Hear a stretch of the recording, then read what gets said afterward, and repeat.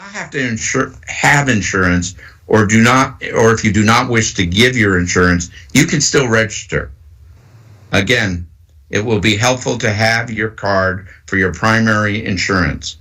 Once you finish answering these questions, you will be asked to select a vaccine clinic site. We urge you to select the nearest vaccination site to your home. Once you have selected the site, you should select the date and time from the menu of options available. Once you register online, you will get an automatic verification letter sent to your email. If you register over the phone, we will collect a phone number and email address if you have one, so that we can issue you a verification. We can only register one person at a time online and through the call center, because each slot and series of questions apply to just one person. So if you have a spouse or partner and you are both 75 or older, you will need to register individually. We all want a successful vaccine rollout. It will take all of us working together to get it done. It will take patience and understanding from all of us. We have worked really hard to set up an efficient system that will ensure we get everyone vaccinated that we can. Appointments will start at clinics statewide Wednesday, January 27th, and here is what you can expect once you come to your appointment. Please arrive on time for your appointment. Once you arrive at the location, you will be asked for your name and date of birth. You will be asked to sign a vaccine administration waiver consenting to receive the shot. Then you will be vaccinated. You will be asked to stay at the site for 15 minutes or so that we can monitor for any immediate reactions to the injection. We will also get you scheduled for the second dose appointment while you are at the clinic, so that you can leave with that follow-up appointment in hand. We cannot accommodate walk-ins. Please be sure you register in advance and show up on your scheduled day and time. Additionally, the Health Department's Equity and Community Engagement Team is working with key community partners to reach out to the BIPOC community to identify those 75 and older, to answer their questions and ensure they are able to access the information and tools to register and be vaccinated. We are separately working through the logistics of reaching those who are 75 and older and homebound or unable to come to a vaccine clinic. We are collaborating with regional EMS and home health agencies on this, and we'll have more information on the Vermont Department of Health and the Department of Aging and Independent Living websites soon. Now, as I close, let me make a request to Vermonters, to all of us. We have put this process in place to protect those at highest risk due to age as quickly as possible. But we cannot do this alone. We need your help and your understanding to make it successful. That means helping seniors get registered. And it also means not trying to find ways around the system. We all care for one another, and we all hope that more vaccine will be released and we can scale up the system to more Vermonters more quickly, and are ready to do so if this happens. Vermont and Vermonters has had the most successful pandemic response in the country by the simple means of supporting each other and putting the needs of others ahead of our own wants. There is light at the end of the tunnel, and vaccinating the most vulnerable first will get us out of this faster. We just need to stick together. Lastly, we also know the systems, both phone and web registration, will be busy beginning on Monday, with tens of thousands of our elderly neighbors, family, and friends who are anxious to get this vaccine. Just remember, everyone will get a vaccine slot. Please continue to be patient and be kind to those working on this effort. They are putting in long days and long weeks, and some are even volunteers helping us manage this unprecedented global crisis. Thank you for your continued support and generosity. We'll get these systems up and running on Monday, and we'll begin this exciting phase in earnest on Wednesday. I'll keep you posted as we learn more and continue to move forward with this critical phase of our response. And now I'll turn it over to Dr. Levine for an update from him. Thank you very much, Secretary. I will begin with a very brief health update. Our case counts continue to fluctuate in the 100 to 180 range. Today we are reporting 174 new cases after a low of 102 the day before. Recently, on average, only 10% of cases are associated with outbreaks. More than half of people with COVID had contact with another person who had COVID. Only 1 in 4 had an unknown source of exposure.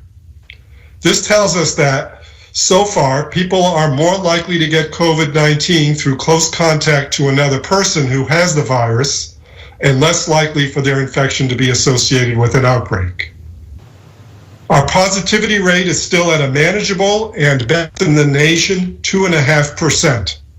However, we see that transmission is clearly occurring across our communities and often within households, which is why we continue to advise everyone to keep their guard up, as you never know when you might be placing yourself in a risky situation, especially knowing the high rate of asymptomatic spread of this virus. While we are still seeing outbreaks across the state, they're not having as great an impact as they were in October and early November. Of the 52 outbreaks our epidemiology team is currently following, 21 are in long-term care facilities or senior independent living, 19 are in workplaces, and 5 are in schools. But since I last spoke with you 72 hours ago, Vermont has sadly recorded 6 more deaths, all among older Vermonters. Half of those were residents in long-term care facilities, and half were living at home or being treated in the hospital, bringing the grim count to 169. Second lowest in the country, but still 169 lives lost. These deaths once again underline why we have chosen the current vaccine prioritization strategy to focus on these hard-to-accept numbers. Proof that the groups at highest risk for severe illness and death from COVID are almost exclusively in the population age 65 and older. It is our moral imperative to protect as best we can those who are at highest risk from this disease. We are still keeping a close watch on hospitalization trends. There are a stable 43 patients in the hospital, and 5 are in the ICU. On another topic, we are continuing to meet weekly with our college health centers, and will be closely watching the day 0 and day 7 testing of returning students over the next several weeks. We have already seen the impact of positive cases and exposures in the student athletes who've been here for a few weeks already, who are trying to function under extremely cautious conditions and with regular testing. Still, many of you have seen your favorite teams sidelined, similar to the experiences of the NBA and the Boston Celtics recently, and the NFL and college football playoffs. The testing protocols and surveillance testing programs that colleges in Vermont have agreed to for returning students will be more severely tested this month compared to when the students completed their fall semester. But I am confident that these protocols will serve them and our Vermont communities well, and we will keep you apprised of the results. Now, Secretary Smith just led you through the details of the vaccine program, which I will not repeat. My vaccine comments today pertain to some encouraging statistics on the uptake of the vaccine. who in our Group 1A population has opted in. Yesterday, in a call with Bi-State, which represents all of our federally qualified health centers, the consensus was that varying by the particular health center, somewhere between 70 and 92% of healthcare staff received vaccine. Now keep in mind, this is among people who might be considered to be the most critical in their view of the science. We should all take note of this. My prior surveys of some of the hospitals in the state had similar 70 to 80% rates. And this morning, in my call with the hospital CEOs, most were again in this range, with only one as low as 65% and several in the 90 to 92% range. So I would encourage Vermonters in general to take note of these statistics as you come to your own decisions around vaccination. And when we look at preliminary data from the long-term care facilities, we see an astounding, absolutely astounding 92% rate of vaccination among the residents of those facilities, which to me bodes very well for the next priority groups to be vaccinated. And staff at these facilities took the vaccine at a rate of 60%. Now that may seem low to you, but compare that to many rural states where the rate is estimated at below 40%. This is believed to be for a variety of reasons, including the high percentage of ethnically diverse and often disenfranchised groups working in such facilities who have often suffered historical injustice and may not have high trust in government programs. Now, my final comments today will be about quarantine, my quarantine. I thank the many people who've wished me well and inquired about how I'm feeling. I've been asked countless times about the experience, so I'd like to tell you what it's been like for me. To start, I'm doing what we have asked every Vermonter to do during this pandemic when they've been potentially exposed. This is how we keep others safe. Our exposure clearly fit the definition of one worthy of quarantine, which is a cumulative and not just concentrated exposure of over 15 minutes in a 24-hour period. In fact, the health department's own scientific publication, the one I discussed here a few months ago, drawn from videotape footage of a corrections officer's cumulative exposure to COVID-positive inmates, which then led the CDC to modify its guidance on the topic, this actually helped to solidify the need to incorporate cumulative time of exposure into the equation. And we all know that these press conferences can run long. Like so many other Vermonters, I had the opportunity to have a conversation with a very professional and patient member of my contact tracing team. During this conversation, I received great and practical guidance, responses to all of my questions, as well as reference materials. Like the rest of us, I've had to rethink my daily patterns of life and find ways to keep myself apart from others, including my wife, even wearing masks at home to further limit exposure. I'm not saying it's easy. Even for me, it's not easy, but it's what we must do. Now, throughout the pandemic, Vermonters have had to be creative in their approach. And for those who could not quarantine in their own home, there have been state-supported options for them. I am also asked about how the state's getting state business conducted. Well, like legions of Vermonters, even though many of us have been going to our offices until now, we all have become quite versed in telework and conducting meetings on Zoom and Teams platforms. So none of that has really changed. We all know how to work remotely effectively. Personally, I can't wait to take advantage of another Vermont Department of Health trend-setting and CDC policy-altering innovation. The ability to test out of quarantine on day 7, assuming I'm still feeling completely well at that time. Thank you, and we'll turn it over to the question and answer period. Thank you, Dr. Levine, and thank you, Secretary Smith. So now we'll open it up. right, everybody, we have 28 reporters in the queue, so please bear that in mind.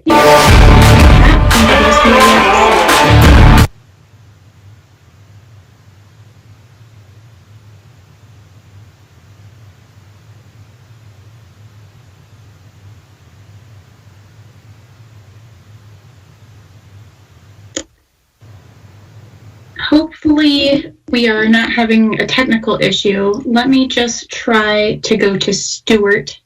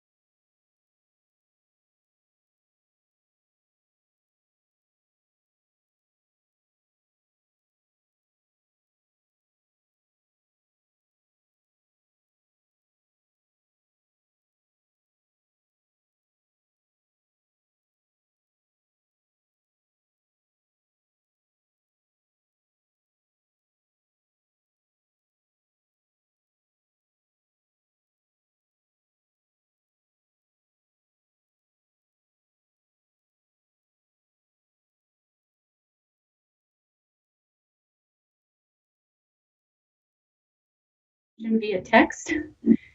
So I'm going to go ahead and ask that in the interim. Governor Kim McQuiston from the Vermont Business Magazine would like to know if you support Senator Sirotkin's proposal to increase funding for another housing bond, given the one-time money that appears to be available and given the very low interest rates we currently have. Well, thank you, Tim. I can make this short, although I'm sure Rebecca would like me to extend this for a while we try and fix the technical problem. I don't want to get too far ahead of the budget, but as you might recall, I was very supportive of affordable housing in the state, and we had that housing bond a few years ago that was about $37 million. It leveraged another $65 million to make it the single largest investment in housing Vermont has ever seen. But it doesn't end there. We have more to do. And again, I don't want to get ahead of my budget. I'll be presenting the budget actually on Tuesday, hopefully after I get done quarantining and be able to present this to the legislature. But suffice it to say that I still have priorities as well. Housing is important. It's important to our economy. It's important for some of what we're trying to do to attract more people to the state. So again, stay tuned, but there'll be something with housing in the budget. I will say one other thing though, in terms of the bonding aspect of that. I am concerned about the bonding capacity of the state and what that means. I know Treasurer Pierce has talked about that a lot, and I am concerned as well that we don't go too far. In fact, we have a debt affordability committee that meets and guides us on that, so we can't go and just borrow more money at this point. But there may be flexible money that we could use on a one-time basis. Okay, so it looks like we are having a widespread unmuting issue. So we can keep working on that and trying to fix it, but I have gotten some additional questions sent to me, so we're gonna just have to go with that method and apologize to those folks who would rather do the grilling themselves. Our question from Stuart Ledbetter, unless he can unmute right now, would be, he is wondering your reaction to the Elderwood nursing home inspection that uncovered so many patient care deficiencies. Could the state have done more to intervene? Yeah, from my standpoint, that's been concerning after reading the article this morning. But I'll let Secretary Smith answer that at this point. Thank you, Governor. Obviously, The inspectors, who are employees of the Agency of Human Services, they are employees at DALE, the Department of Aging and Independent Living, do inspections on behalf of CMS. They had done this inspection after there were some complaints during the outbreak at Elderwood.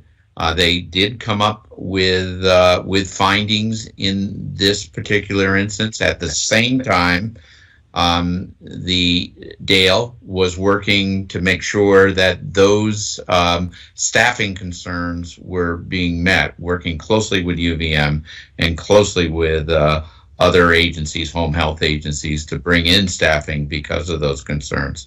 The steps now are that Elderwood needs to develop a plan of correction for the staffing issues, including during an outbreak. And also, we will continue to do surprise inspections of that facility to make sure that it is safe. Now, the state has done quite a bit in terms of reacting to outbreaks at long-term care facilities. First, we have a rapid reaction team that immediately responds to those sort of situations that are having those sort of facilities that are having an outbreak. Now we also have a employee pool where we have employees that we can put, or staffing that we can put into facilities there. But those were unfortunate events. The state has worked closely throughout this pandemic with long-term care facilities to now not only make their staffing needs available, but also to respond rapidly to situations. Okay, and Stuart's next question is, and again, this is from Stuart Ledbetter at NBC5. There was a teacher petition that they deserve to be in the queue for vaccinations, and claimed opt-in testing regimen doesn't tell the whole story, and is looking for a comment. Well, again, I would say that we're quite confident in the data that we collected, and it shows, I think, fairly clearly that those over the age of 65 are impacted tremendously by COVID in a negative way, either with severe illness or could cause death in a higher rate. So that's why we took the approach we did. Obviously, we'd like to open up as many sectors as possible and everyone get a vaccine. But as I said in my opening comments, we have to be realistic and we have to deal with reality. And the reality is we don't have enough vaccine to do everybody we want. So we have to prioritize. And from my standpoint, it's a moral obligation that we take care of those who've taken care of us, in making sure that we're able to reduce the number of illnesses and the number of severe illnesses and the number of deaths that we've seen. So again, we count on our health experts to provide the data, and it seems clear to me. But I think I'll ask Dr. Levine if he could comment further. I think you did an excellent job, Governor. I don't have too much to add. I do believe that in a world that was perfect, we would have adequate vaccine to do multiple parts of our population. It's just very, very challenging at the current rate of allocation, and knowing the statistics keep mounting up and only further support the moral imperative that we've described here today. And I don't want to wait any longer. I want to see us be able to bring an end to that number of deaths in our older population.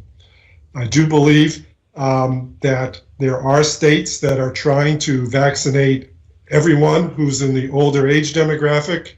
everyone who is in the chronic disease, high-risk illness demographic, and everyone who they call frontline workers. All I can see that strategy would do would be to totally dilute out our ability to have an impact on any of those groups at the same time, because they would all have very small amounts of allocation to each group and never get to the entire area of concern. And it would put our older population at even increased risk to have a strategy that wasn't as focused as we're doing now. Secretary Smith, anything you'd like to add? No, Governor, I think both you and Commissioner Levine have covered it.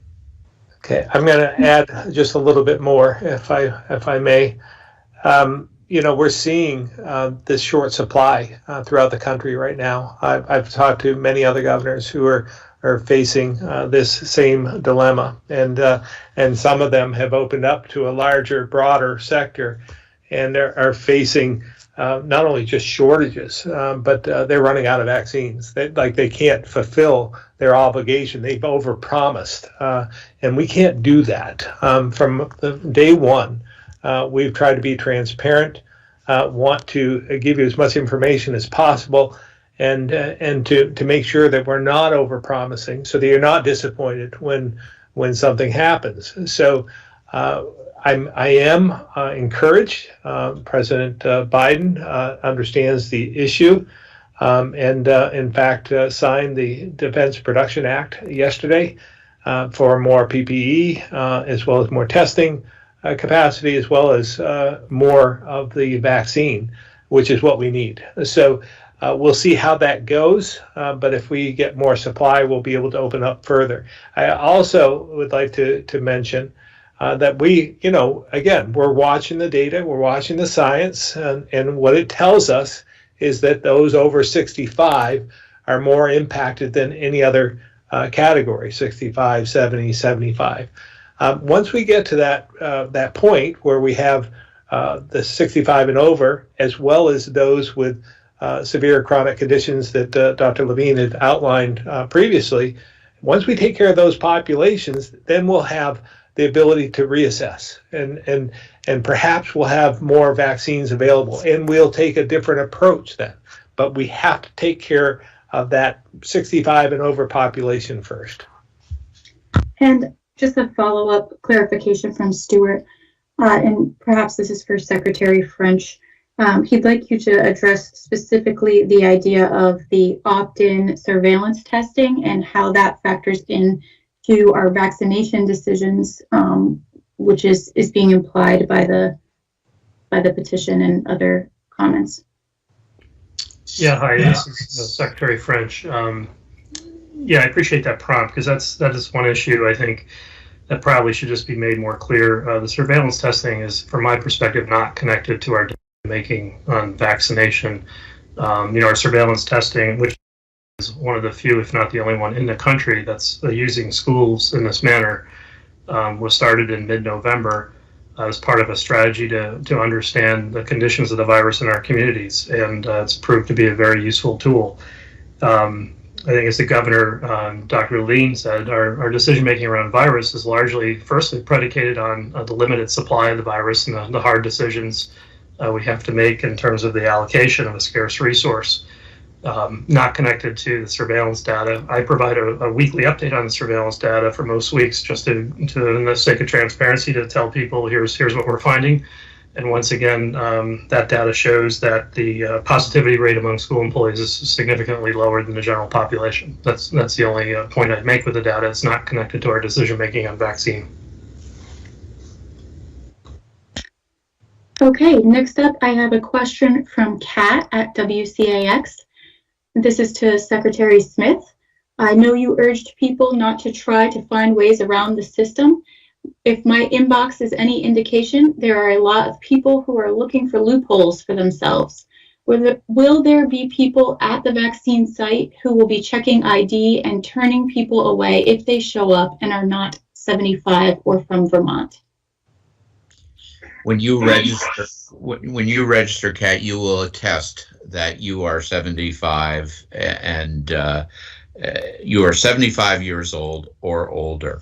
And that's the criteria, 75 years old and older. And there's a residency requirement as well as, like I said in the beginning, a lot of health-related questions that will be asked. We did that up front to make sure that you do attest to that. We will ask for your name when you arrive, and we will ask you to sign a waiver when you arrive. Those are the processes that will go. I would hope that Vermonters would look and not try to quote unquote game the system here. This is a very vulnerable population. And what we need to do in these times, in my opinion, is to make sure that we help, not hinder the vaccination process here for this vulnerable population. As the governor mentioned, 65 and above, and the statistics are right here. 70% of Vermont's COVID deaths have been Vermonters that have been 75 and older, and more than 90% are over the age of 65. So we are hoping that people won't game the system, and that when they sign up, they're attesting to their age and they're attesting to their residency. I'd also, if I could, I'd just also add, first of all, there would be some who might go through the process online and think it's overly cumbersome or stringent and so forth, but it's made, it's detailed so that we don't have to go through all that once you get to the site, and then we can get the vaccine in your arm as quick as possible and get you on your way. Make that as streamlined as possible. The other issue is for anyone who is outside the category we're talking about.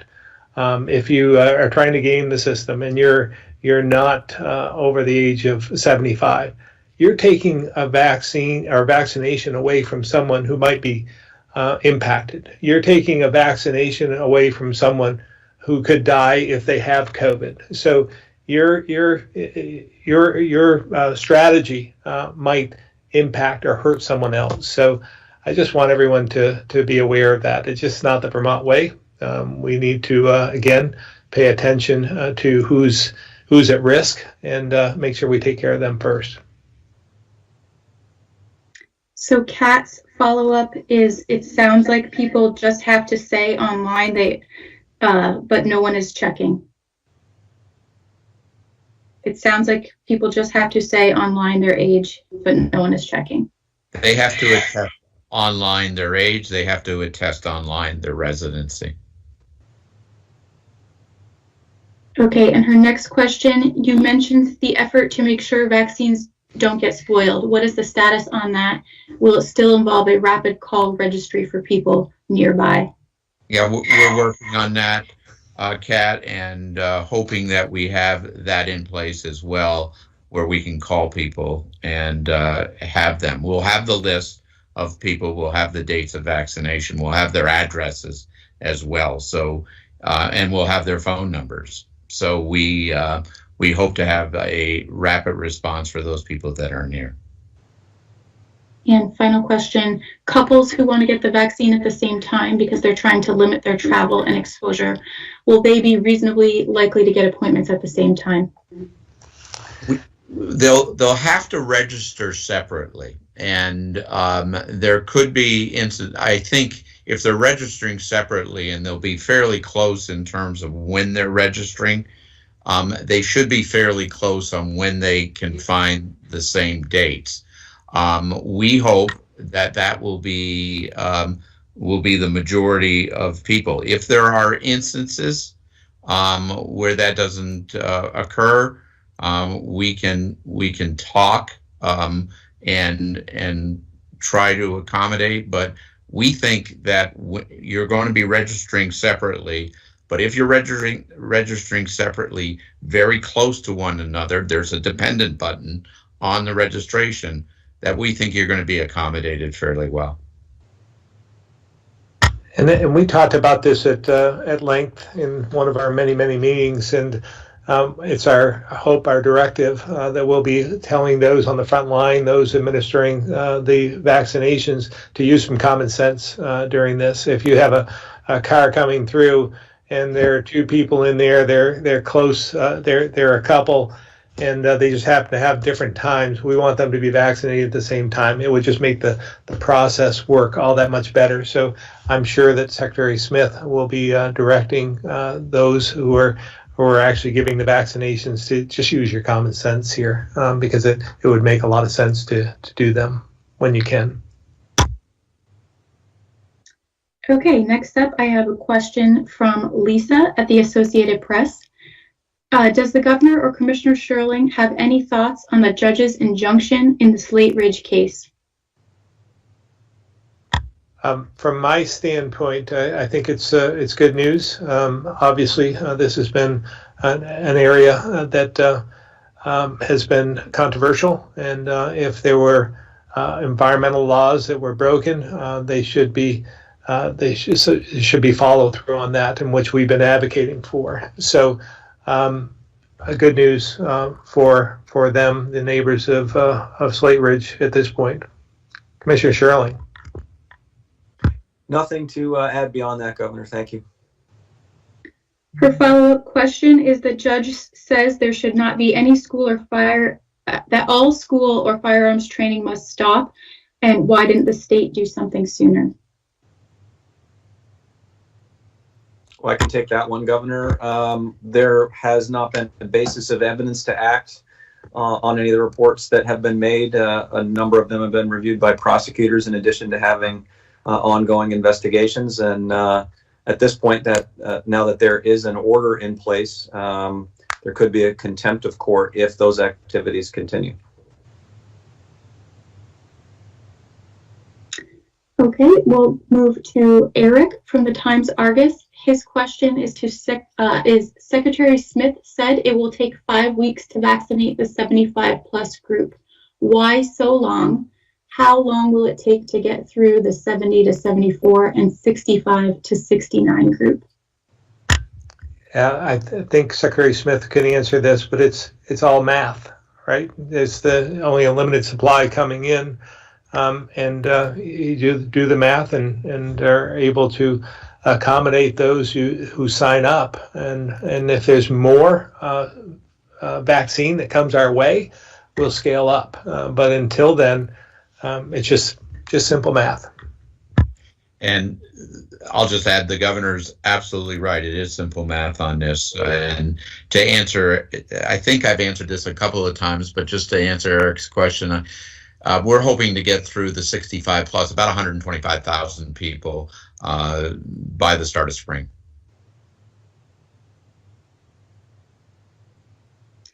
Okay, next I have a question from Calvin at WCAX. His question is, this week we had some encouraging news from the Emergency Board about state finances being propped up by federal billions in federal cash. Is this making you rethink any of your priorities in the coming year and in your budget? The priorities will always remain the same from my standpoint. It's about growing the economy, making Vermont more affordable, protecting the most vulnerable. Those are the guideposts that we use in every single decision. So we'll consider this. We're building our budget as we speak. There's some, there's a lack of clarity that becomes more clear every day. What the impact was of the second CARES Act that came our way. How can we leverage that money to the best of our ability? As well, there was a federal budget bill that was passed that was good. Had some good news in there for Vermont. And how do we use that to our full advantage? And there's going to be more in the future. And how do we anticipate that if there is another stimulus package that passes, for instance? So you put all that together, and we'll do the best we can under the circumstances. Present the budget next Tuesday, but we have priorities. I think you'll find that they'll fall in line with many priorities of the legislature as well. and then we'll begin to have our conversation about where we go from here. But it certainly has been good news in some respects that the billions of dollars that have been injected into our economy have resulted in us being in a fairly decent position. But again, our economy is still fragile because we counted on this federal money to come in and supplement what we weren't doing ourselves. We had many businesses shut down. The hospitality sector has been impacted, still suffering a great deal. We have to pay attention to that. And then at some point, we're going to be on our own. We're not going to be able to rely on the federal government to help us out over the long term. So we have to make sure we put ourselves in a position, invest in areas that give us the highest return, the best return on investment we can possibly hope for, and follow those guiding principles that we laid out before. But we know what the needs are. It's just where do we make the right strategic investments to get us out of the position we find ourselves in and come out of this stronger than we went in. Calvin from WCAX has a second question, which is, what time does the online portal phone bank come online on Monday? Should people stay up until midnight? I would advise, this is Mike Smith, I would advise not staying up till midnight. I would advise, we'll put out a press release in the morning. So I would not stay up at night. When it's operational, we will let you know.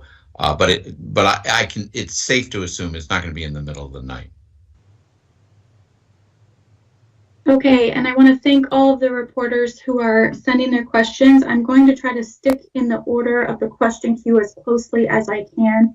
If anybody at any point is able to unmute, please feel free to ask your question that way. We know that is preferred and appreciate you bearing with us here.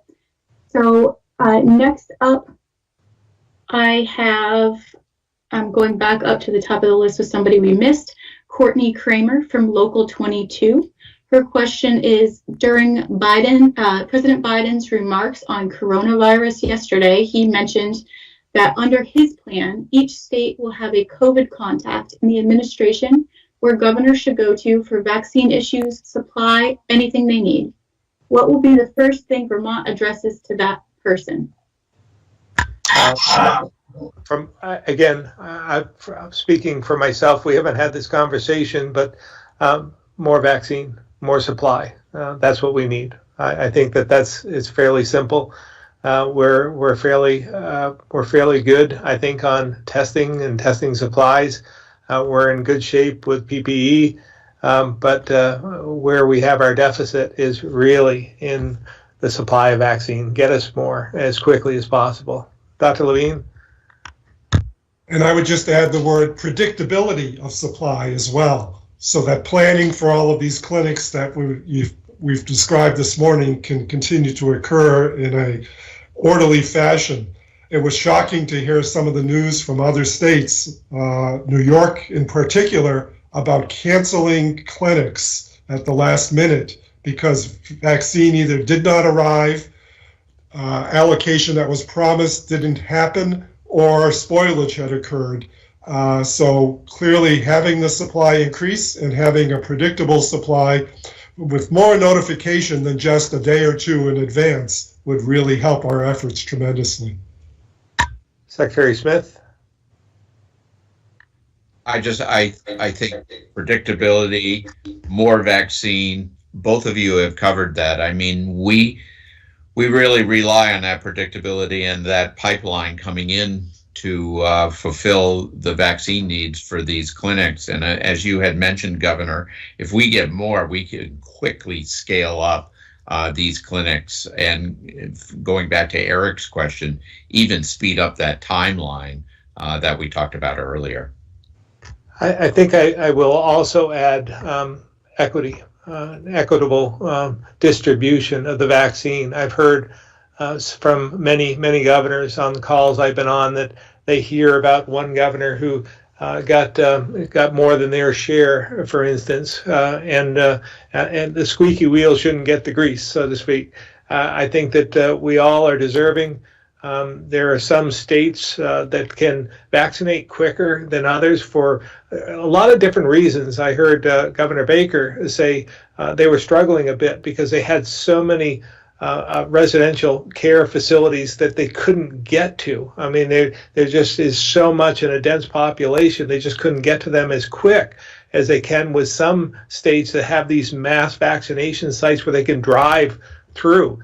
And not as many people drive in Boston, especially those who are elderly, nor should they.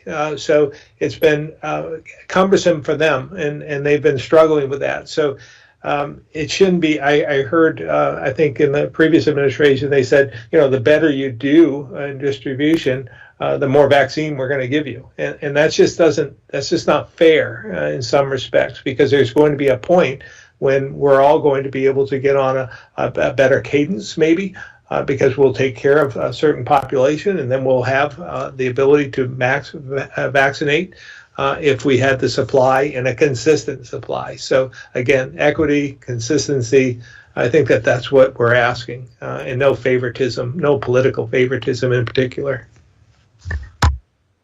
Courtney's follow-up is, knowing that it's still early, are you seeing improved guidance, communication from the federal government? I think it's been, in some respects, coming from the top, coming from the president, it's been more clear. I think Dr. Fauci had said yesterday that he's able to speak his mind a little bit more than he was before. So again, that transparency, that sense of urgency, taking some of the actions that we've seen has been good. But I also will say, in the previous administration, we had our struggles in the beginning in terms of testing, for instance, and we did. I was able with Governor Sununu to make a call to the vice president to directly and have a conversation about what was happening on the ground, and he was able to help alleviate the situation. So we had in the previous administration, we had contacts within the White House that were helpful to us. So we hope to establish relationships as well. But I'd say the Biden administration is off to a very good start. Okay, next up we have Ed Barber from the Newport Daily Express, and his question is for Dr. Levine. Ed has heard rumors the number of strep throat cases are on the rise. The increase is attributed to wearing a dirty mask. Is this true? Cases are increasing. Is it attributed to dirty masks? And how long should you wear a mask before replacing it? Rebecca, could you repeat what kind of cases that are on the rise? Strep throat. Oh, strep throat. This is the time of year strep throat occurs a lot, so I don't have good documentation from my epi team that we're actually seeing more strep throat. It's not a reportable disease, but let's say it were true, I would find it very challenging to try to correlate the use of dirty masks with an increase in the rate of a strep throat. The strep throat is a bacterial illness. It's not a viral illness. And I just know of no correlation prior to the pandemic that one could correlate this together. So going to have to say that doesn't make sense to me at this point in time. Dr. Levine, I think the second part of the question was about how long you should wear a mask. You should wash your mask on a regular basis, and maybe you could give some guidance there. Yeah, absolutely. So there are several types of masks, obviously. There are the kind that people are fashioning on their own or buying that are cloth masks, and they are clearly reusable and should be reused. But one should not be overusing them before they wash them. I think in the time of wintertime when People generally go out in the cold and often get a runny nose and temperature related, what have you. They should be especially attentive to this. I think there is some guidance on the CDC website, but it's not as specific as this number of hours going by before you change your mask. But certainly I wouldn't encourage people to wear the same mask if they're wearing it constantly through the day, more than a day or so at a time. And clearly when they're wearing the mask, and this is the challenge, trying to avoid touching the mask. It's so challenging to not do that because masks often need adjustment and what have you. But the more one touches the mask, the quicker one wants to bring it to the washing machine. Now, there are also the kinds of masks that are worn in the healthcare setting that are disposable masks. And generally, we would not want people wearing those if they're wearing them constantly for more than the course of a day. And want them to replace them more frequently. Admittedly, many people are wearing a mask off and on for very short periods of time, so one can take that into account. Okay, we have a question from Lisa Loomis at the Valley Reporter. And her question is, are school counselors receiving vaccines in the current phase, which I believe she means phase 1A? Can Secretary Smith speak more to the issue of avoiding wasted doses and how the quote-unquote wait list will be managed?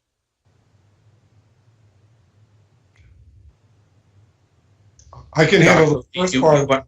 Yeah, would you start the first part and then I'll start the second part? Yeah, sure.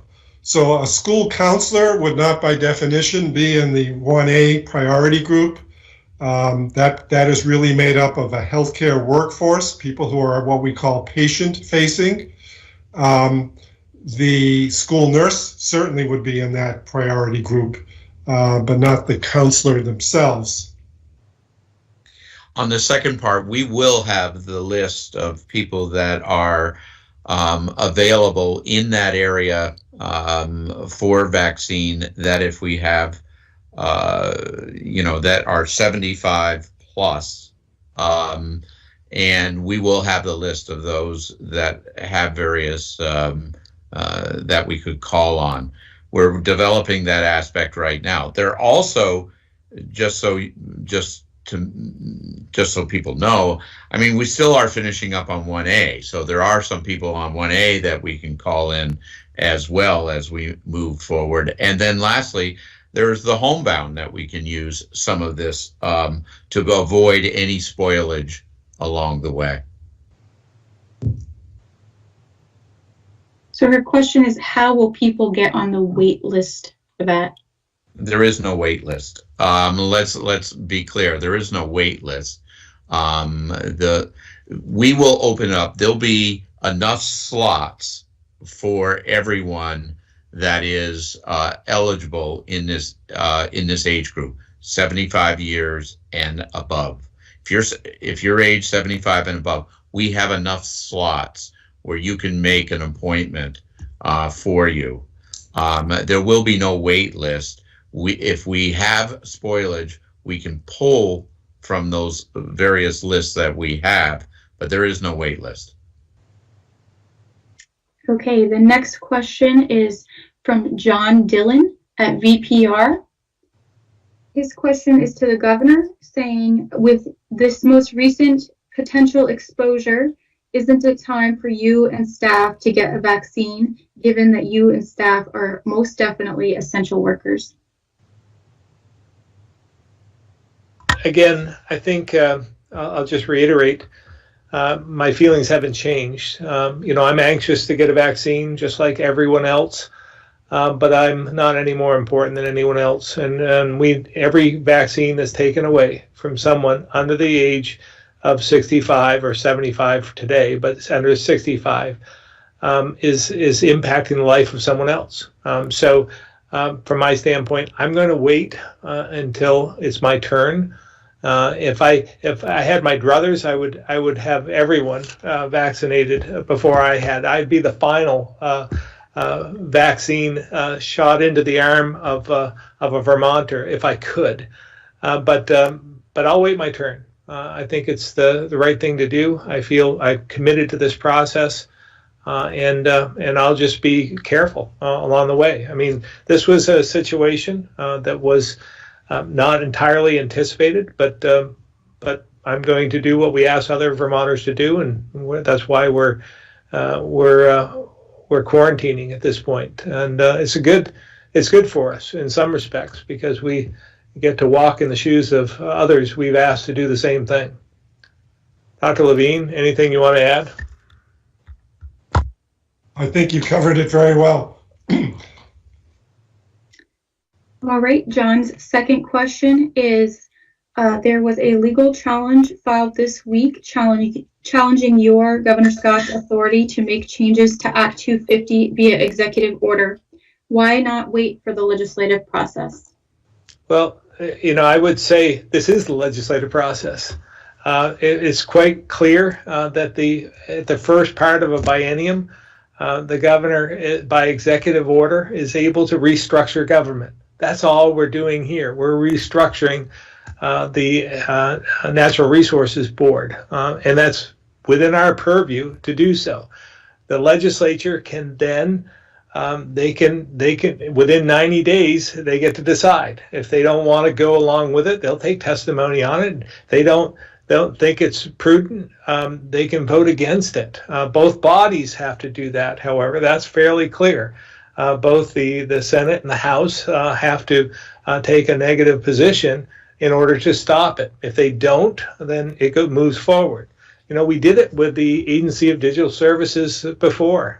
When I first came into office, we restructured government, and this is the process is put in place, and we utilized it. So again, we're not asking for anything out of the ordinary, and we feel as though we're on solid constitutional ground, and the legislature does get to weigh in. So this, I think it's. I struggle to find what's wrong with this process. It's been used for years, so we feel like we're on solid constitutional ground. But we'll let the courts decide. Again, we'll keep moving forward, make our case, and this is for the third branch of government, the judiciary branch, to weigh in and tell us whether we're right or not. And we feel like we're right.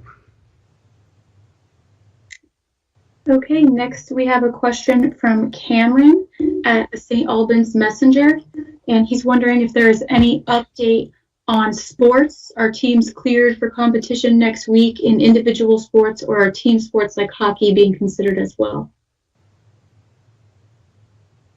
We have not taken a position at this point in terms of opening up for competition.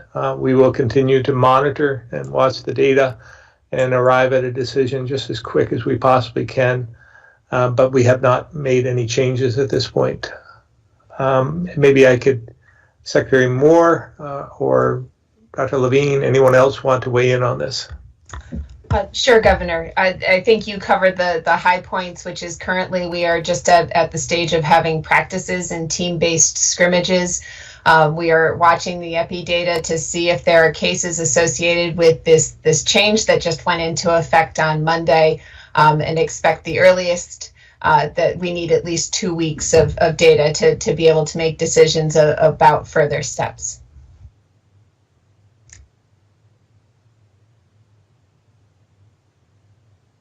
Okay, next up we have a question from Avery at WCAX, which I am finding in my email. Avery's question is, the National Guard in DC were recently told to leave the Capitol building and were moved to a parking garage following providing inauguration security. They have since been allowed back by I believe it means called back by Governor Sununu. He's asking about Governor Sununu calling them back. The question's a little unclear. Yeah, I'm aware of the story. I think it was in Politico. We did reach out to General Knight to make sure that we're okay in terms of our troops that were down in DC. He indicated that he had no information that would prove otherwise, that our troops were able to go back and forth to their hotels and had all the provisions they needed. It was in a climate-controlled building where they were staged, and I think everything is okay. But I would say that we'll continue to. General Knight has my cell number. Anytime there's an issue that comes up, he isn't shy about contacting us, and this has not come up since then. So I think we're still okay. But I'm not saying that others haven't been impacted, other National Guard units, but I'm just saying Vermont's Guard units have not, that we know of. Okay, the next question is from Ann Wallace-Allen at VT Digger. He says, there will be larger vaccine providers such as hospitals and private sector partners. Will primary care doctors and smaller operations have the option to administer the vaccines to their patients? This would be a Secretary Smith answer, and maybe possibly Dr. Levine. Yeah, I think in this first phase, you're going to see most of the vaccines happening through what are called pods, which is the health department, through pharmacies and through health partners, mostly hospitals and FQHCs and those sort of operations. There may be occasions later on where we do get to the physician level, but I think you're going to see this at these higher level institutions as we move forward. Dr. Levine? Yeah, I agree with everything that's just been said, and there are some very practical reasons behind this early part, not having primary care involved, and primary care understands this very well. It has to do with some of the unique storage requirements of these vaccines and the amount in an allocation and how quickly a primary care practice could utilize that. Also, the pressure on primary care practices to do the work that they do every day and not have it be impeded or impaired by a robust response to wanting to be vaccinated. So these are very practical issues. I know some of the larger systems across the state are actually trying to work as a system, so incorporating the needs of their primary care practices, but also balancing that with the storage requirements and the logistical requirements, and having more large central locations where people across primary care practices can receive their vaccine as part of that healthcare system region, if you will. And that's a very pragmatic and reasonable approach for them to take, especially in times when they have a shared medical record. Because then they can continue to document as they would otherwise. So that's where we stand now. Obviously, in a time of much greater allocation of vaccine, other things will be entertained that could distribute the vaccine more and more widely to a larger number of practices, but it's not even feasible or practical right now. Thank you. Okay, the next questions are from Greg at the County Courier. Greg is hearing from family members of elderly residents of the Holiday House in St. Albans, whereas you know there is a current outbreak of patients. He is of the understanding that because this facility is only an assisted living facility and not a nursing facility, that people there don't qualify for a vaccine. Is this true? And why would a congregate living facility not take priority, especially those experiencing outbreaks? I'll take that, Dr. Levine, if that's okay, Governor. That is an assisted living facility or a residential care facility. I'm not sure what the designation is, but I'm pretty sure it's one or the other, and they will be on the pharmacy program. There are some congregate living facilities that aren't considered HUD sort of eligible facilities, which would be in the pharmacy program, but the Holiday House is not one of them. And if I could just piggyback onto that, because I know that the question may come up, well, why wouldn't we be running into a facility that has an outbreak with all the vaccine that we can muster and start vaccinating everybody left and right? There's some pretty clear science on why we don't do that and why vaccine is not considered to be an outbreak response strategy. And the CDC has actually worked across the nation to provide that message, but they provided it specifically to us in a special phone call we arranged with them when we were having just these kinds of questions arise with a facility that had an outbreak at the time. And the counseling, which is very sound, is that one, it's not an outbreak response strategy, and number two, if you already have the vaccination scheduled, you shouldn't necessarily change that. You should keep to that schedule, but you shouldn't run in there specially because of the outbreak. Unfortunately, what happens during an outbreak is that there is transmission of virus. That's why it's called an outbreak. And the potential is that many people are not symptomatic, but incubating the virus at the time you would run in there with your resources, so that they are already going to get infected and potentially show signs of infection, whether you've provided them with the vaccine at that moment or not. So I just wanted to clarify that so people would understand we're not ignoring facilities that are in the midst of an outbreak, but we're not changing the entire vaccination schedule due to the sound counseling from CDC and the scientific reasoning behind that. Okay, Greg from the County Courier is also hearing of cases where people were or are fraudulently filing for the PUA program. How many cases have been discovered in Vermont of fraudulently filed PUA claims since the program began? I think Commissioner Harrington might be on, and I'm sure we'll hear a little bit about adjudication in this conversation, but Commissioner Harrington. Yes, Governor, can you hear me? We can. Okay. So there has been, and I think everybody is aware of the national news around just increased fraud in general and fraudulent filings in all programs. This was a significant uptick, and what we see is that it coincides with the availability of benefits, and we've seen upticks as it relates to additional, what we'll call supplemental benefits. So the original $600 FPUC payment and now the $300 FPUC payment that's been added on top of the benefits seems to spark people to come back and start fraudulently filing. What I should point out, though, is most of the fraudulent filing we're seeing are not other Vermonters. These are crime syndicates and rings across the world who have been able to get their hands on stolen identity information and are using the stolen identity information to file fraudulent claims. We are and have been since the beginning working with federal and state law enforcement officers, and we have a fraud team stood up within the department as well.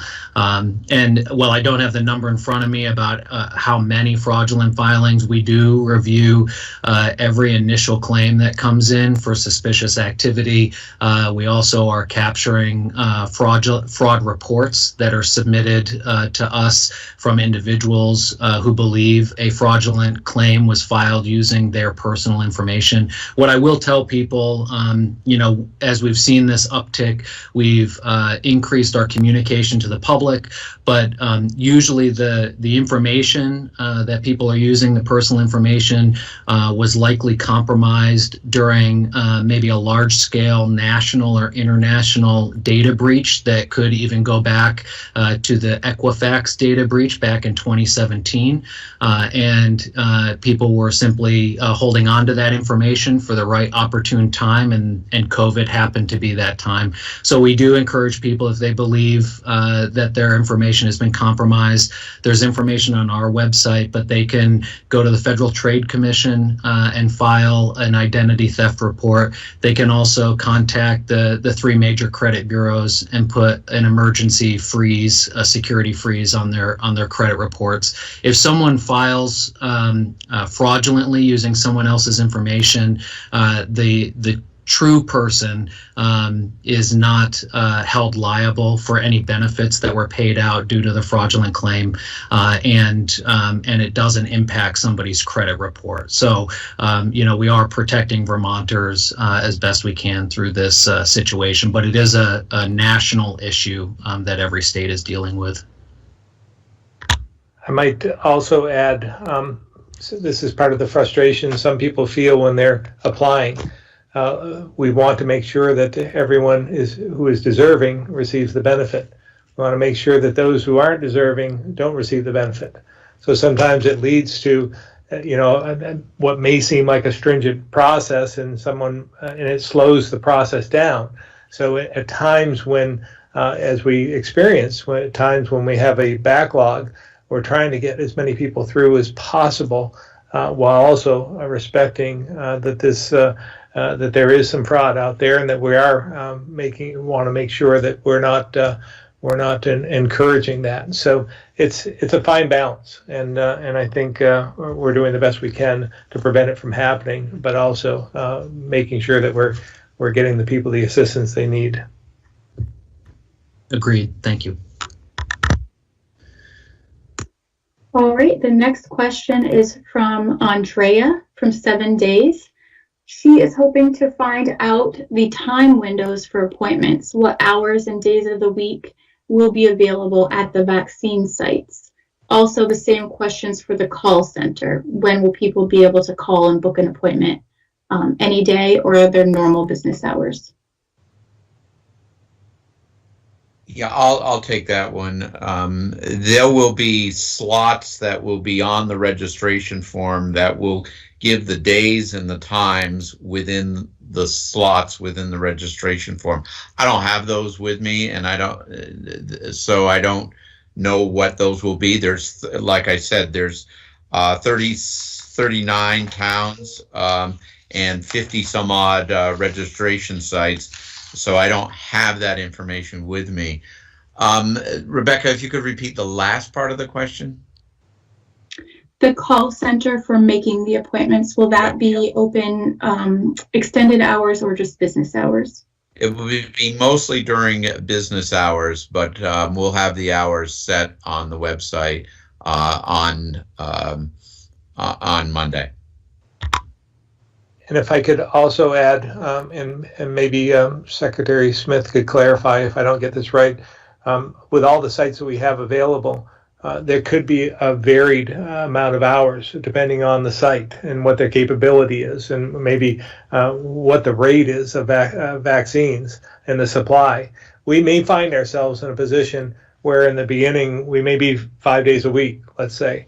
But if we receive more vaccines, we might increase to 6 or 7 days a week. We may extend our hours into the evening based on who we're trying to get vaccines to. I mean, there's all kinds of variables that will come into place, and we'll be nimble enough to accommodate that.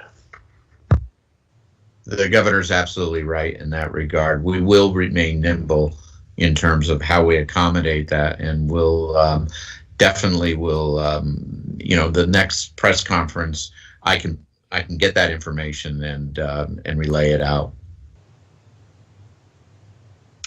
Okay, this question comes from Aaron Patenko at VT Digger. Again, if anybody is able to unmute at any time, please shout out and we will let you ask your question yourself. This one's from Aaron. She says, how is the state able to guarantee slots for Vermonters when they have said they cannot predict federal vaccine allotment? It's simple math. We just take the number of people that we have and we allocate the slots that we have. Now the slots and vaccine are different, but we're predicting that we're going to get a steady supply of vaccine over this period of time. So we have enough slots. We believe we have enough vaccine. If there's a breakdown in the supply chain, then we'll have to reassess. But right now, it looks like we've opened up enough slots in the 5-week period to cover the 75-year-olds and above for that time period. So we have again, it's math. But again, we're not in total control of the supply, as Aaron pointed out. I mean, there is a bit of a risk involved in doing what we're doing, but we have no other option, really. We have to make our best strategic decision as to how much of the supply we're going to get in, and then we'll go with that. But we're seeing right across the lake in New York, they're canceling appointments as we speak because they don't have the supply that they thought they were going to have. So the consistency we talked about before is going to be imperative. The communication from the administration, the federal government, in letting us know what we're going to get is going to be crucial as we move forward. But it's not foolproof. We're just doing the best we can based on what we know, but there is admittedly a risk involved in doing so. Aaron's next question is, how has the state tested the website to ensure accessibility for non-English speaking Vermonters or those with disabilities? Have they consulted anyone about it? Dr. Levine, if you don't have an answer on that, I could actually help. I don't have the specificity of the answer that I think she's looking for. So I likely don't have the specificity either. So Aaron, we can connect you with the Department of Health communications team, but I know that they do work for across the board on all of their materials with a translation company and in ensuring ADA compliance. But I could connect you separately with the communications team to get those specifics.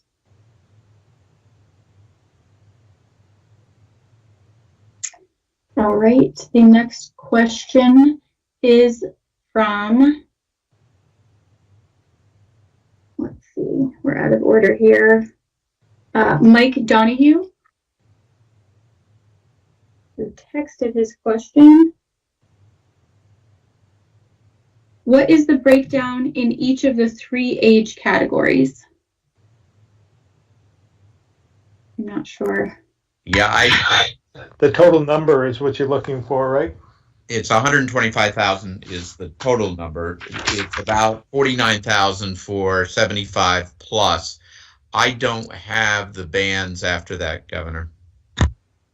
I actually do. I have it. It's 40 from this paper that I have. There's 49,833 age 75 and over, 33,203 age 70 to 74, and 42,003 age 65 to 69.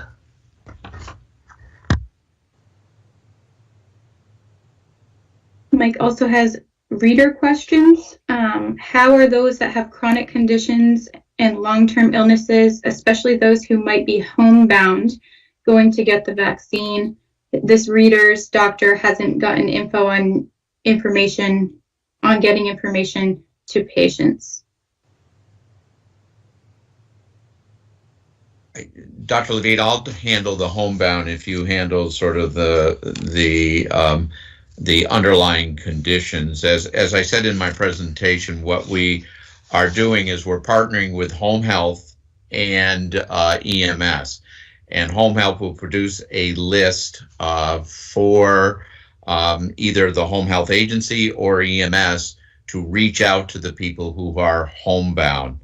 So we'll be doing that over the course of the next week and be doing it. It's sort of a separate system than the registration system for those that are homebound, but that's how we're going to be handling the homebound population. And Dr. Levine, on the underlying conditions? So we've we've announced those underlying conditions at our prior press conference.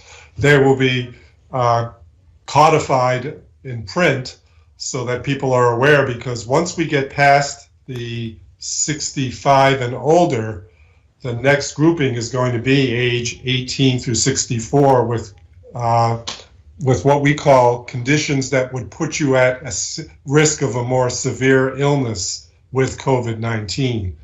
So that list will be available for everyone who's going to register to see. We are not asking for physicians at this point in time to provide written documentation for their patients having one of the conditions on the list.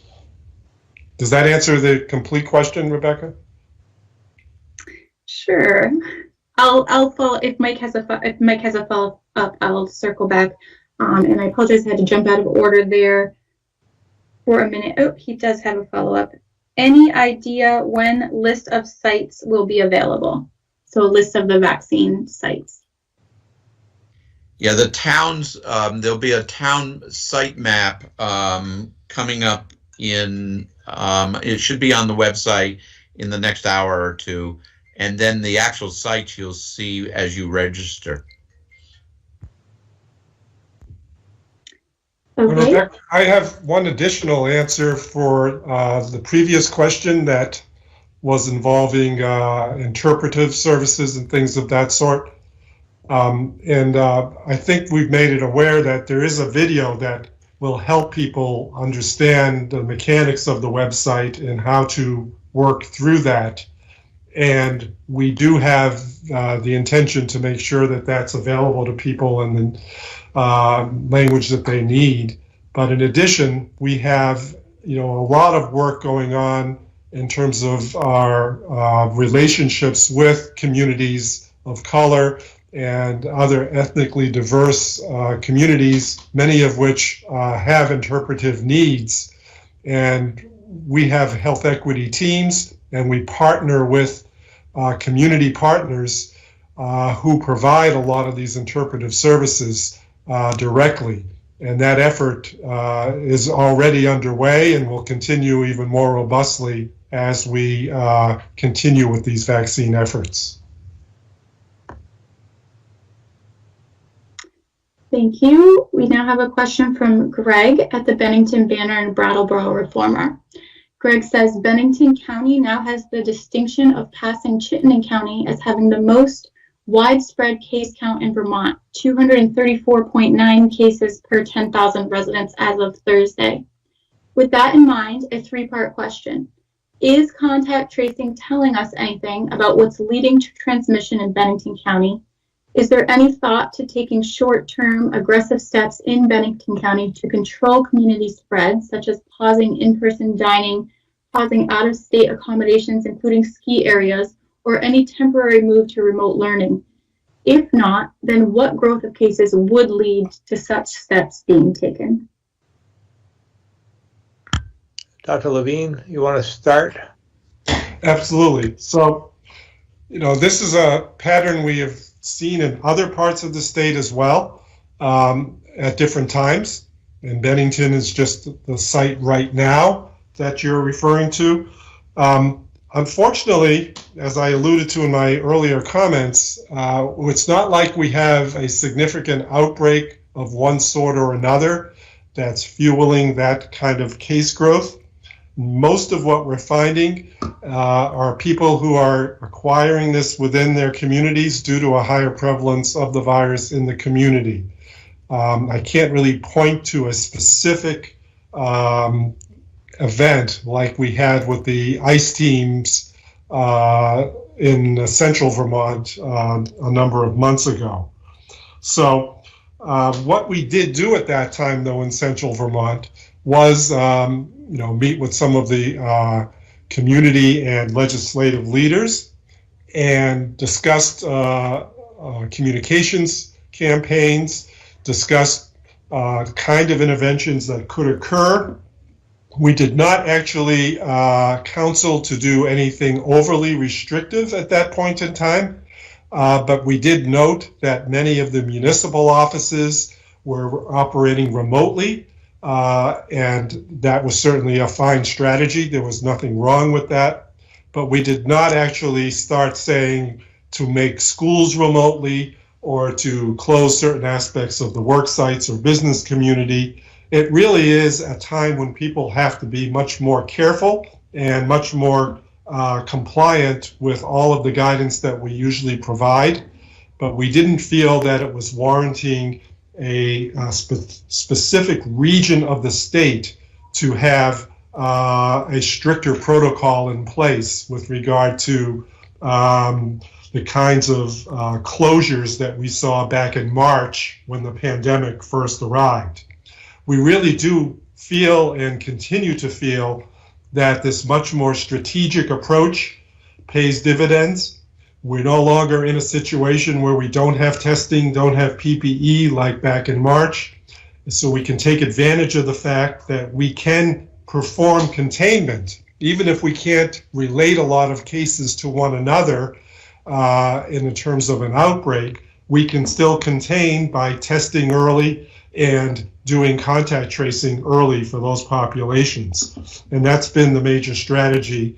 And as we've seen in other areas of the state, like Orange and Orange County and in the central Vermont region, and then followed by Essex County and Orleans County, we've had the cases rise and then come down without necessarily getting into a total closure type of situation or what used to be called a lockdown.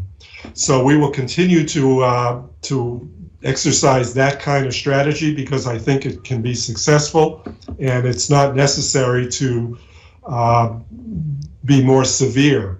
But it is more necessary for people to realize, as I alluded to in my early comments, that household transmission becomes very common when there's more going on in communities. So being very attentive to people's loved ones and those they're living with when there are cases has to be a major part of their own personal strategy as well. The next question is from Andrew at the Caledonian Record. He has a question about rural areas, in particular Essex County. They have one of the highest COVID rates per capita, but the lowest testing per capita and lowest vaccination rate thus far. What will be done to ensure vaccinations reach those in rural areas? Yeah, I think you will see that we have put particular effort into those rural areas, particularly Essex County, as we looked at it. And there's been some great partnerships with both the FQHC and others up there in order to make sure that we do have, and as you know, that's a fairly long county, to make sure that we have access into that county. So we've been paying particular attention to those places. And like I said, 39 communities and 57 or so locations as we move forward. I can just tell that we have been, like I've said, been paying attention to that. Andrew's second question is, he understands dose allocations are already assigned to regional partners for the entire month of February, and the registration process will include all of those doses. Is there any chance these allocations will increase if the state receives more doses, or is the pace of vaccinations in February set in stone in some way? If we receive more vaccinations, we will ramp up our vaccination program. I think the governor had mentioned that earlier. We would appreciate more vaccine. We are poised to ramp this up if we are fortunate enough to have more vaccine.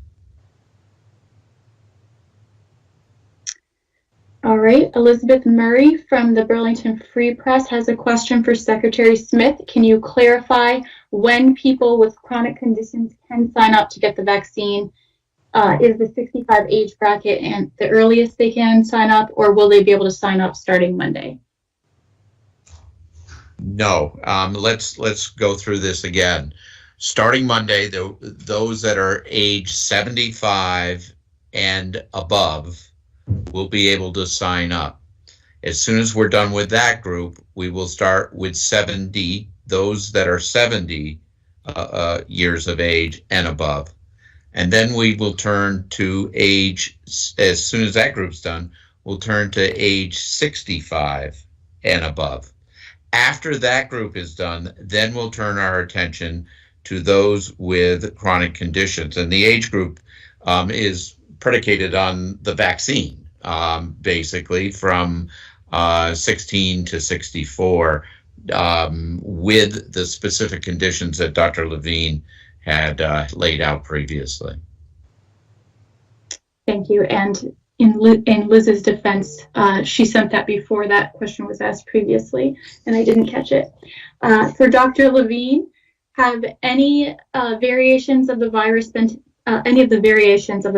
detected in Vermont at this point? And if so, what can you share about it? So at this point in time, we do not have any documented cases of the so-called variants. Since I didn't include this in my opening comments, I'll just make one further comment on the variants. The one that's of most keen attention is the B117, called the UK variant, to my knowledge, and the data presented thus far indicates the vaccine will be effective with that variant. You may be hearing, though, about a number of other variants, because as more genome sequencing is done, we're hearing about not only more variants around the world, but even some within the United States that haven't been publicized previously, specifically one in California that may be fueling part of the major epidemic going on in Los Angeles County. But there are variants from around the world, like in South Africa and Brazil particularly, which people are doing the same kind of sequencing and testing of vaccine against. And we don't have any firm conclusions from those, and those are not really widespread or even found in our country at this time. But there have been questions raised about the efficacy of the vaccine with the South African and the Brazil variants. So I would just caution people to be patient and wait to hear more, but to also recognize that those are not immediate threats to the continental U.S.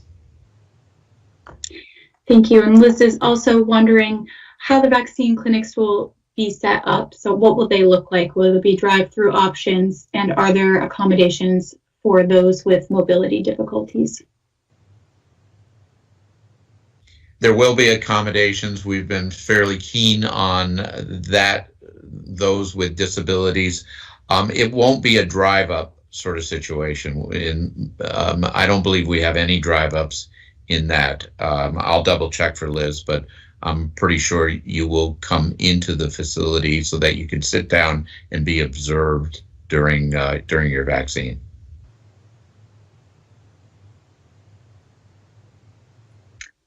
Then next on our list is Guy Page, and his question is for Governor Scott. Governor Scott, Defender General Matt Valerio says, this is Guy's question, says restrictions on carrying guns in public, such as Senator Bruce's S-30, do next to nothing to prevent gun crime. How do you view this bill? Yeah, I haven't looked at it specifically. I know it's working through the process, and they're taking testimony in the legislature on it. It's not a priority from my perspective, but we'll listen and we'll see where it goes from here. But it's got to get through. I think it's being heard in Senate Judiciary first, and then if it gets out of there, it may go to the floor of the Senate at that point, and then it'll have to, if it passes there, it'll have to go to the House. So there'll be plenty of opportunities to weigh in, and I would advocate people should weigh in if they have feelings on either side. Guys, second question is, how much did the recent extra police presence at the State House cost?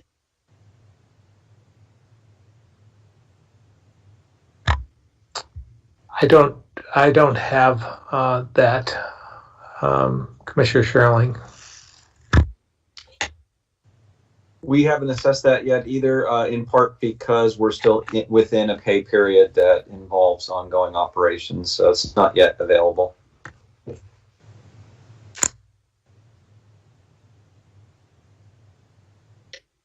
The next question is from Kevin at 7 days.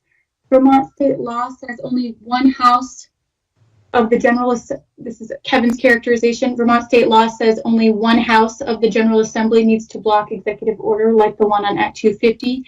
Luke Martland says the EO is inaccurate on this. Why do you say it's pretty clear that both houses need to oppose the EO?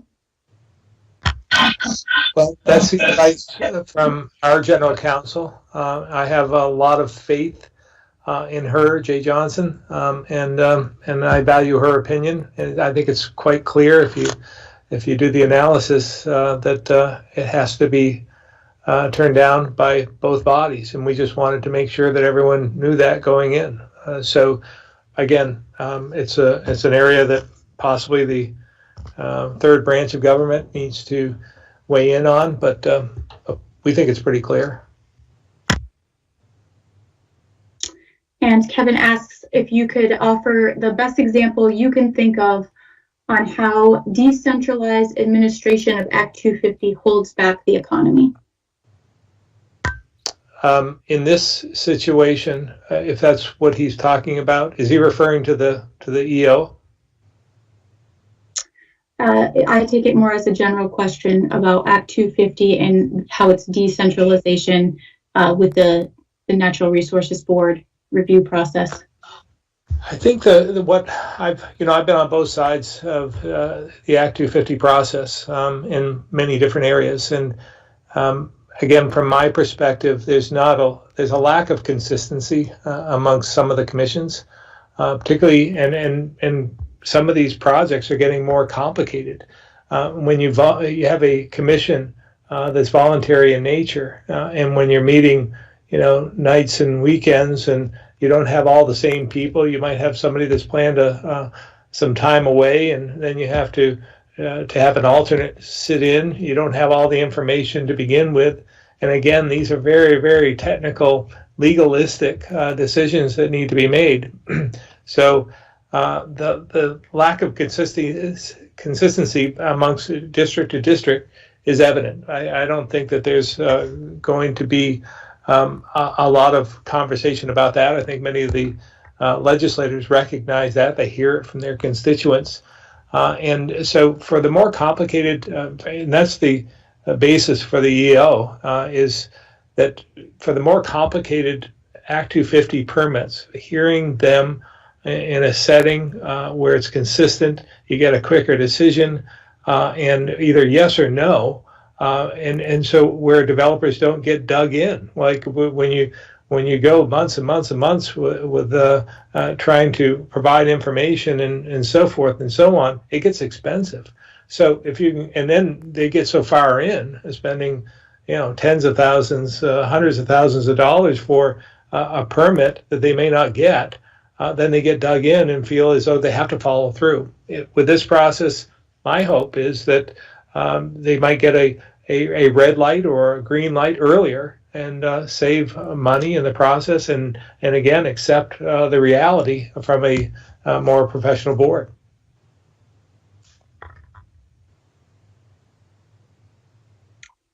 Thank you. The next question. Sorry, we are missing something from the next question, so let me skip to Steve from NEK TV. He says this question is from a caller who asked him, quote, for people that have the internet while homeschooling kids and working remotely, her internet provider keeps raising rates on her. How can they raise rates during a pandemic? Are there any plans to address this, and have all internet companies raised their rates?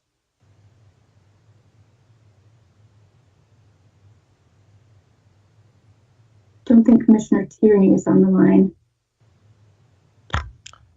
Can you repeat the question? I believe he has a viewer who has had her internet rates raised. And so her question is, how is this fair during a pandemic when folks are so reliant on the internet? Paraphrase the question. Yeah, this I can certainly understand that. They're not a regulated entity, utility, and there's arguments about whether they should or shouldn't be. But I think we can get a better answer. We'd ask his viewer to get in touch with us. We'll put them in touch with the Public Service Department to see if there's anything we can do to help. We do have some programs available to help those in need during the pandemic, so that they can pay their utility bills. And I believe this falls into that. But again, probably better to have Commissioner Tierney weigh in on this. She also is wondering if the pandemic has anything to do with gas price increases. I wouldn't know that. I think they did come down in the beginning because there are fewer people driving, and the price actually dropped because of increased supply. There was an oversupply of petroleum. So that's all I can offer, I guess. All right, a third question, testing your economist skills, Governor. The St. Louis Federal Reserve has a chart showing that the money supply has increased by 70% since the pandemic, something unseen on the chart that goes back years. Are we going to see an inflation? Well, I think we certainly could at some point, and I don't think it'll be long. The economists actually brought that up this past week, that there could be a point where we're seeing inflation. Of course, I'm sure at the same time, as most economists do, they'll start predicting a recession shortly after. So it's a constant evolution of the environment we're in. So I wouldn't be surprised if there was inflation after this.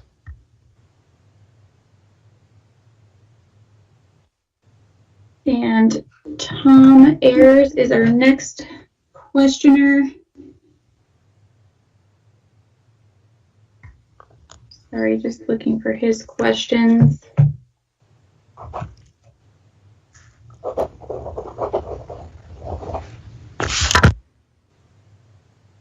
He seems to be lost in the abyss of many emails I've gotten during this call. Let me skip to a question from Jane Lindholm, who just was asking if Secretary Smith could clarify how many sites there are around the state.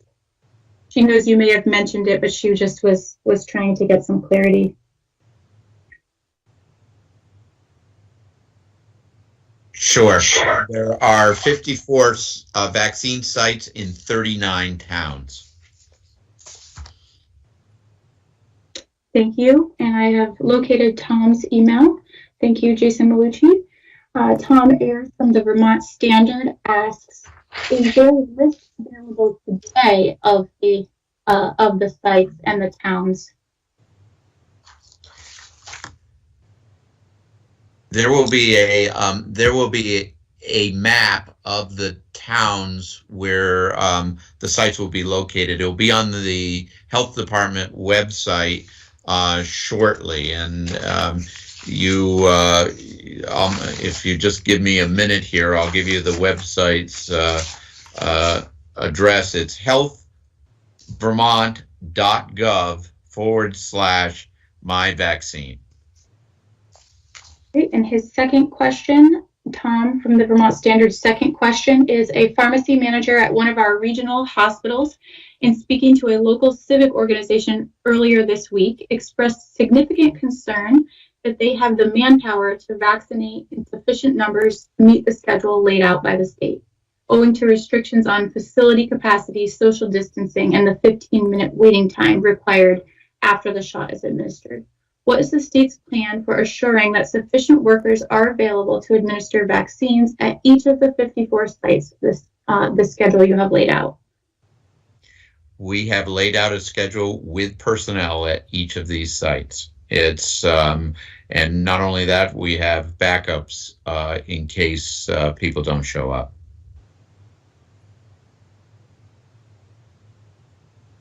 Great.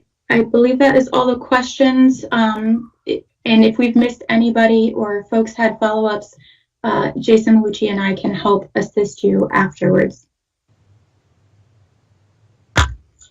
Okay, so I want to thank everyone for their efforts here, and I apologize to the listeners for the technical glitch. And I want to thank the media in particular for your patience and assistance in working around the problem. I think it's a reflection of the Vermont way that when we're faced with a challenge, we work together, use common sense to make it work. So, however imperfect that may be. So hopefully we'll either get better at this or we'll go back to having in person in the very near future. But again, I thank you for your questions and I appreciate everyone tuning in today.